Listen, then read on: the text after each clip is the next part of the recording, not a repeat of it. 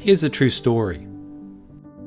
Many years ago, a church was holding a Christmas program for members of the congregation. The celebration was held in the church basement, which was decorated in a sea of traditional Christmas decorations. A tall bright Christmas tree, Christmas candles, holiday-themed tableware, Santa Claus figurines, stockings, wreaths, and various other ornaments. And tucked away somewhere in a corner, a nativity scene, present on the occasion, but inconspicuous and seemingly included as an afterthought. Young children and teenagers from the church youth group were among the participants, and everyone was having a jolly time. They had Santa Claus there all dressed up in his Christmas finest, passing out bags of sweet candy to excited youngsters who gobbled the treats up eagerly. The director of the church youth group, a very idealistic and enthusiastic young adult, felt bothered by the overtly commercial and secular atmosphere of the church-organised event, and he wanted to vent his feelings to the congregation. So he stood up in the middle of the noisy festivities and he began to sing aloud so everyone could hear. Happy birthday to you, happy birthday to you. As he sang, the congregation started looking at him as if he'd lost his mind. What was he doing singing happy birthday when this was Christmas? That was until he continued. Happy birthday, dear Jesus. Happy birthday to you.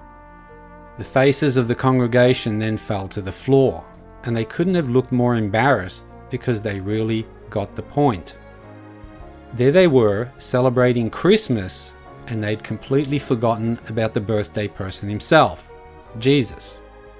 No presents for Jesus, no songs for Jesus, nothing but gifts for each other amid an almost purely secular celebration.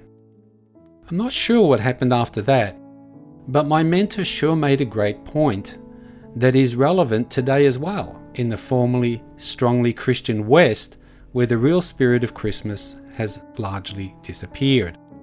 Nativity scenes and traditional Christmas carols were once common in public places and in entertainment, but they've been largely replaced by secular decorations and themes.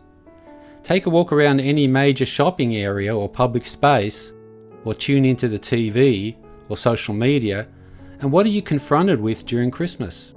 Santa Claus and reindeers, gifts, candy canes, Christmas trees, stockings, snow, wreaths, Christmas lights and baubles, and secular Christmas songs on loop.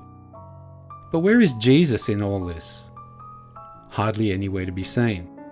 And commercial entities and entertainment studios don't like to use the greeting Merry Christmas. For decades now, they've replaced Christ with an X. And in recent years, dismissed Jesus from Christmas entirely by introducing the Happy Holidays greeting.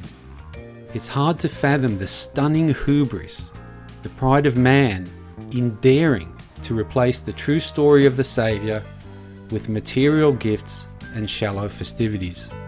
I'm not saying that giving of gifts to children and other loved ones is bad in itself, especially if they're meaningful and useful gifts. But when such things overshadow and even replace the remembrance of Jesus, then something is seriously wrong. This is a primary example of the kind of people Paul wrote of in Romans 1:25. They exchanged the truth about God for a lie, and worshipped and served created things rather than the Creator. Jesus sacrificed everything to come to earth at Christmas 2,000 years ago, out of love for us. So on his birthday, let's give him the gifts he wants out of love for him. Most of all, we can give him our hearts by taking time out of our busyness to spend with him in prayer, praise, and thanksgiving. We can commit to fulfilling his commandments to love God and our neighbours as ourselves.